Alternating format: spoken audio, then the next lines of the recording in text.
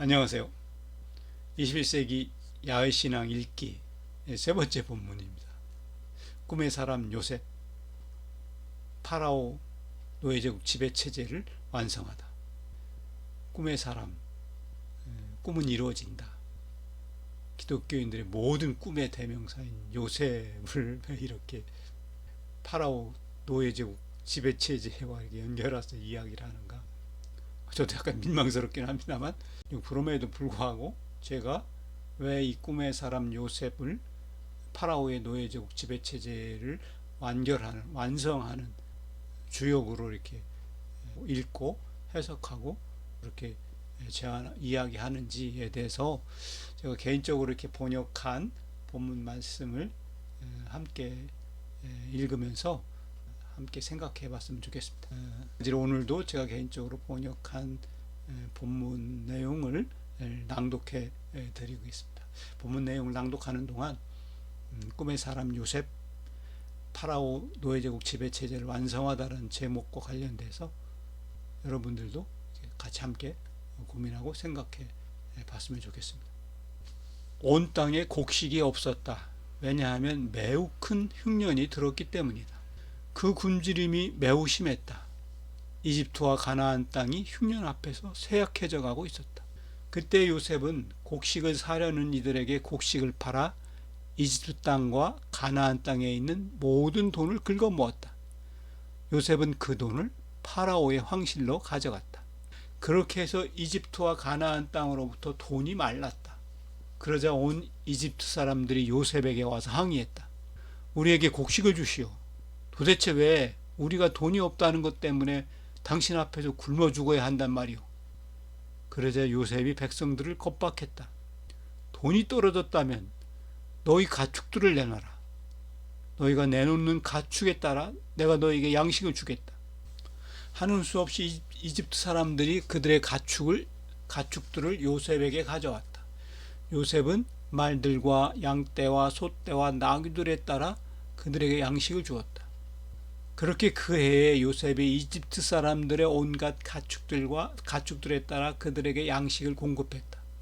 그럭저럭 그 해가 다 지나 그 이듬해에 이집트 사람들이 요셉에게 왔다.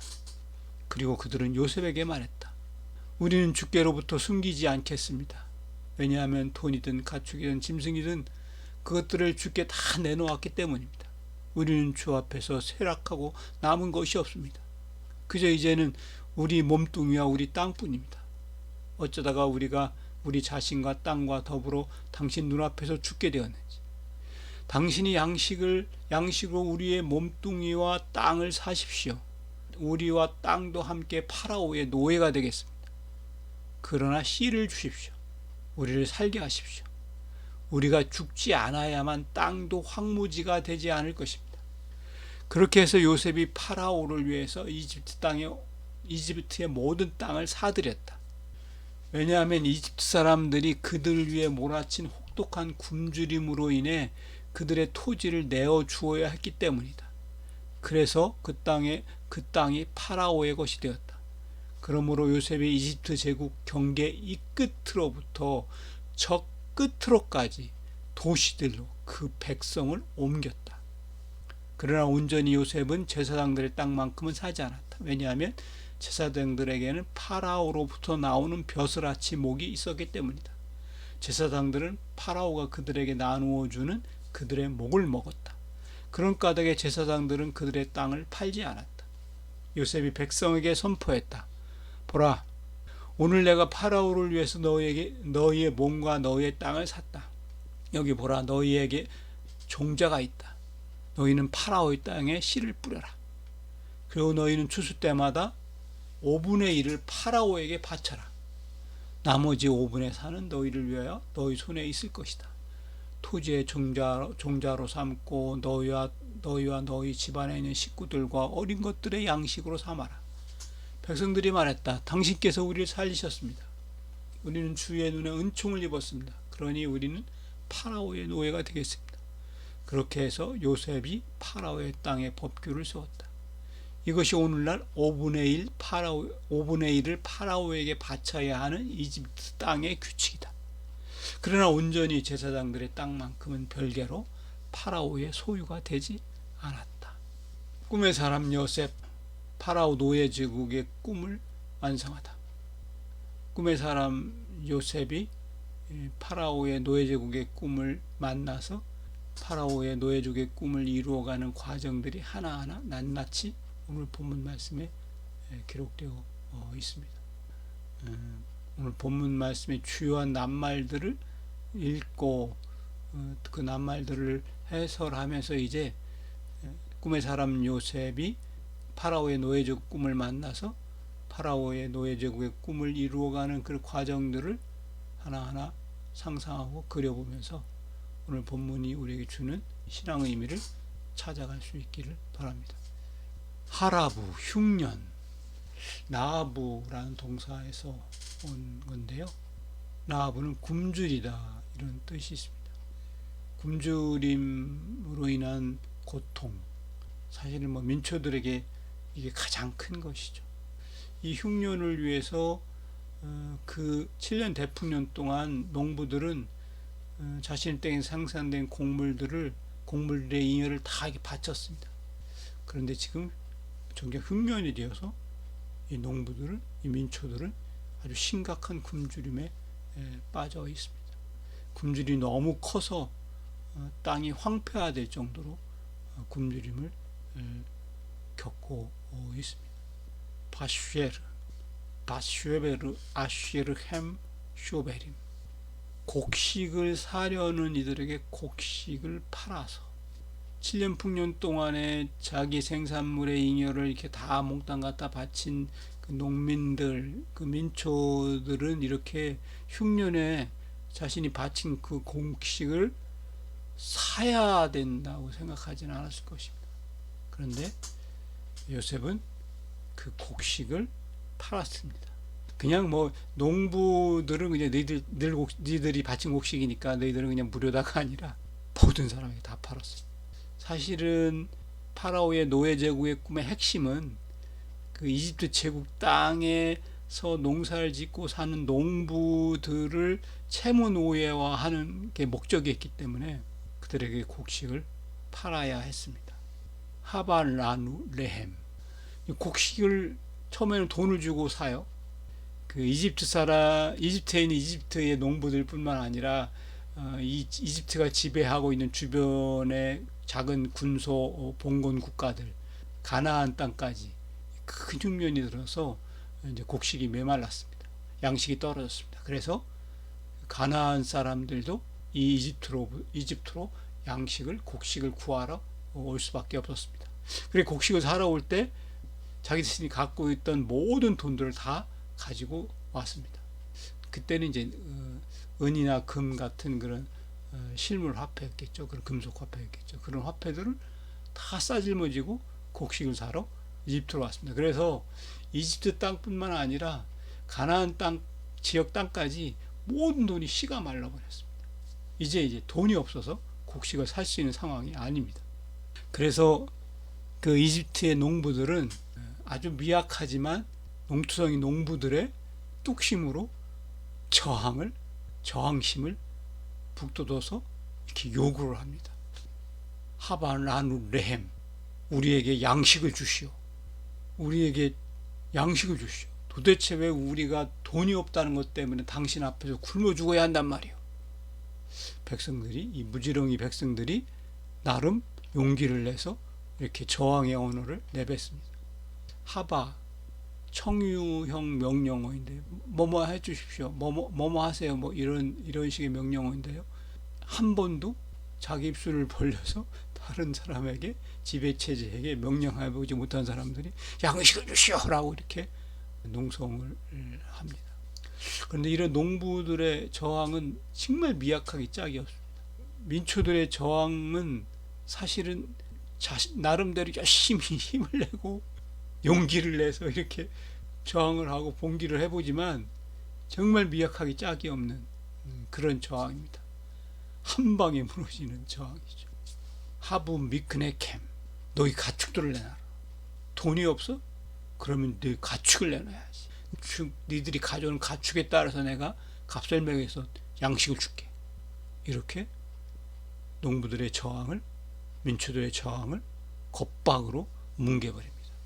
지배체제는 언제든지 그럴 수 있어요. 권력과 지배체제는 언제든지 민초들의 이런 미약한 저항, 민초들의 중구난방의 저항, 민초들의 오합지졸들의 이런 저항들을 한 방에 뭉개버릴 수 있습니다. 권력과 지배체제는 그런 힘이 있습니다. 이 요셉의 이 겁박 한마디에 모든 농부들의 저항은 깨갱했습니다. 모든 농부들의 저항은 다 무너지고 말았습니다. 파라오 지배체제 권력의 겁박은 크고 강하고 험악합니다. 그래서 본문 말씀에서 이집트의 농부들의 이 저항은, 우리에게 양식을 주시오라는 이 저항은 요셉의 겁박 한마디에 다 무너져서 돈이 다 떨어졌다면 너희 가축들 내놔라, 너희가 내놓는 가축들에 따라 내가 너희에게 양식을 주겠다라는 이 요셉의 겁박에 순식간에 무너져 내려서 자기 가축들을 갖다 바치고 양식을 얻어옵니다. 그렇게 그게 그럭저럭 그렇게 자기들 집에 있는 가축들을 다 갖다 바치고 양식을 얻어왔는데 그 이듬해는 이제 다 갖다 바치고 남는 게 없습니다. 이집트의 농부들, 민초들은 요셉에게 100% 항복을 합니다. 우리는 주께로부터 숨기지 않겠습니다. 왜냐하면 돈이든 가축이든 짐승들이든 그것들을 다 주께 내놓았기 때문입니다. 우리는 주 앞에서 쇠락하고 남은 것이 없습니다. 그저 이제 우리 몸뚱이 우리의 땅뿐입니다. 어쩌다가 우리가 우리 자신과 땅과 더불어 당신 눈앞에서 죽게 되었는지. 당신이 양식으로 우리 몸뚱이와 땅을 사십시오. 우리와 땅도 함께 파라오의 노예가 되겠습니다. 파라오의 노예가 되겠습니다라고 항복해버립니다. 아바딤 레파로, 우리가 파라오의 노예가 되겠습니다. 아바드, 노예, 섬기다, 이런 뜻이 있습니다.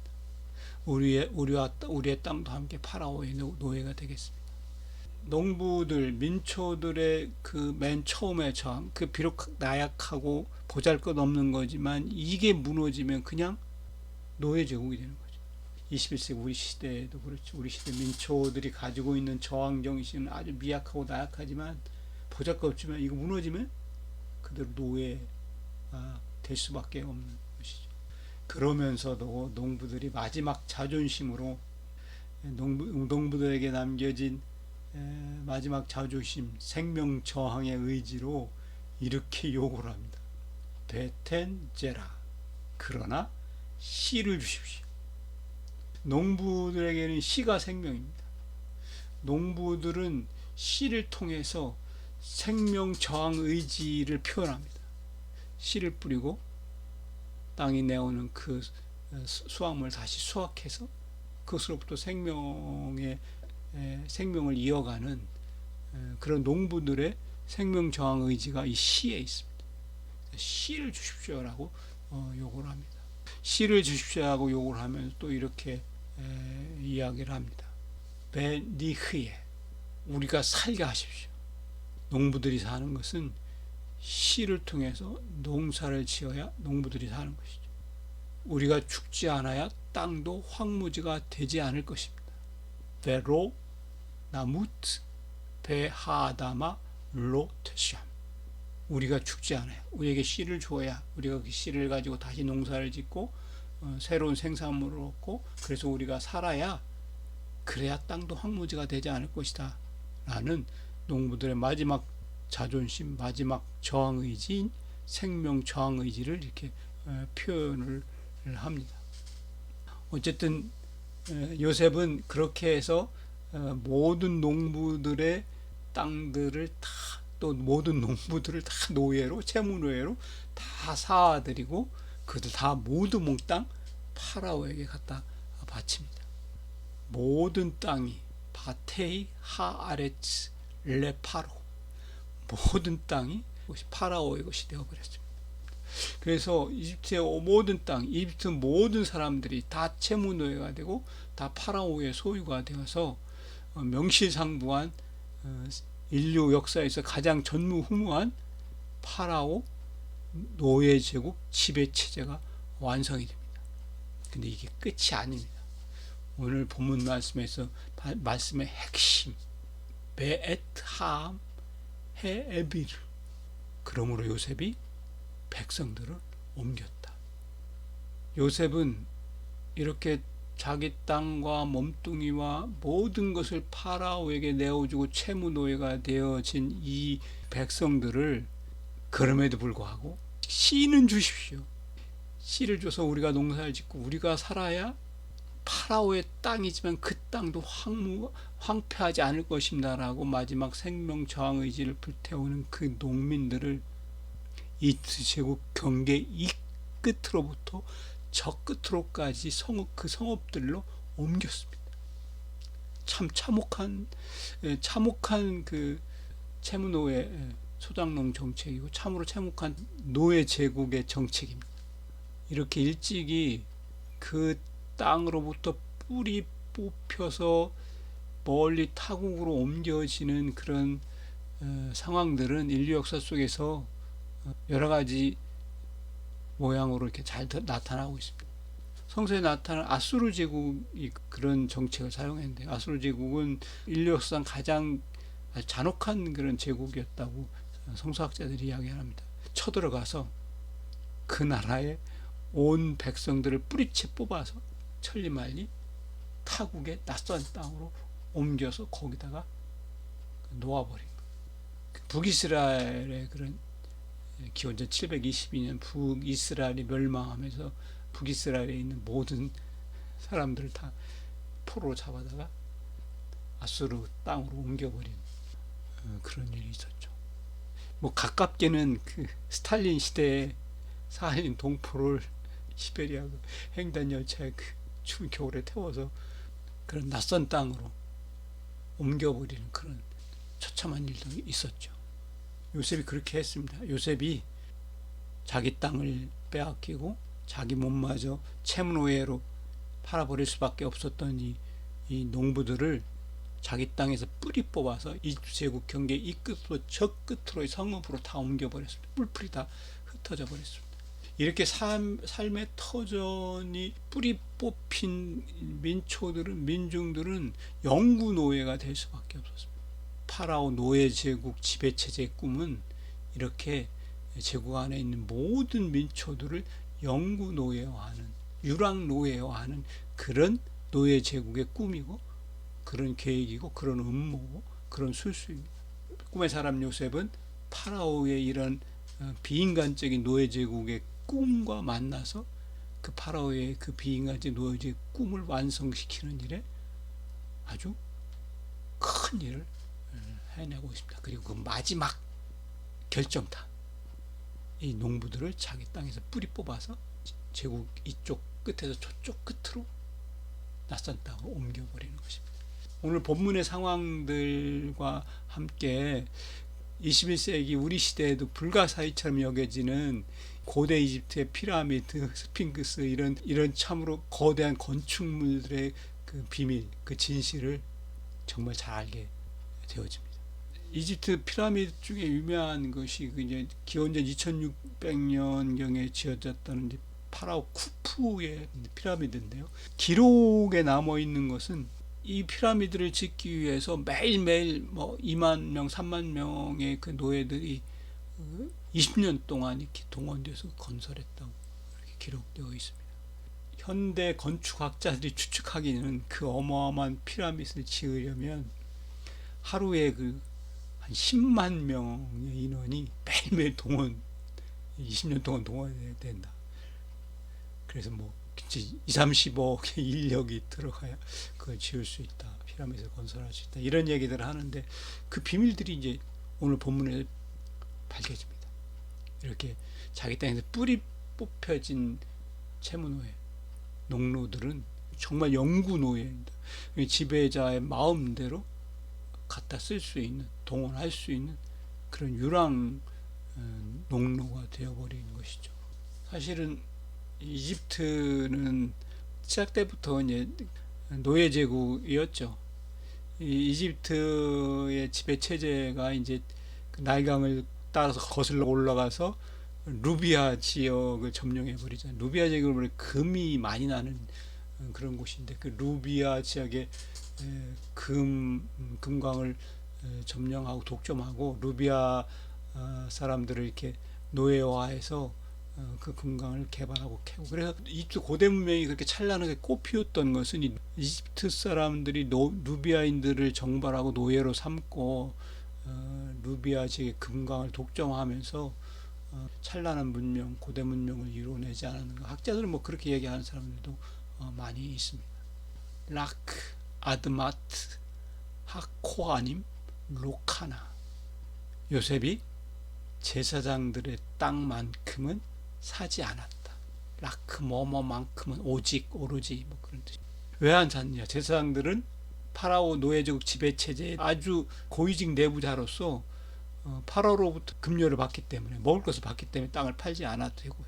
이 제사장들은 파라오 노예제국 지배체제의 큰 핵심 세력들이기 때문에 이 사람의 땅을 독점해서 사면 저항이 만만치 않고 파라오 노예제국 지배체제가 이제 깨어질 수도 있기 때문에 이런 정책을 썼습니다. 21세기도 수많은 종교인들이 정치 권력과 결탁을 해서 한 사회의 기득권 계층으로 이렇게 뿌리 깊게 자리를 잡고 앉아 있는 그런 현상들을 우리는 너무도 많이, 너무도 쉽게 보고 있습니다.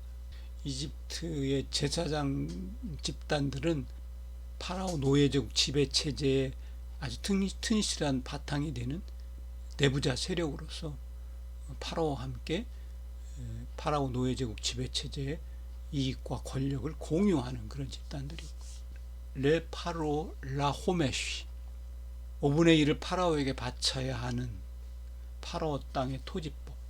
5분의 1만 바치니까 토지세가 적은 거 아니야?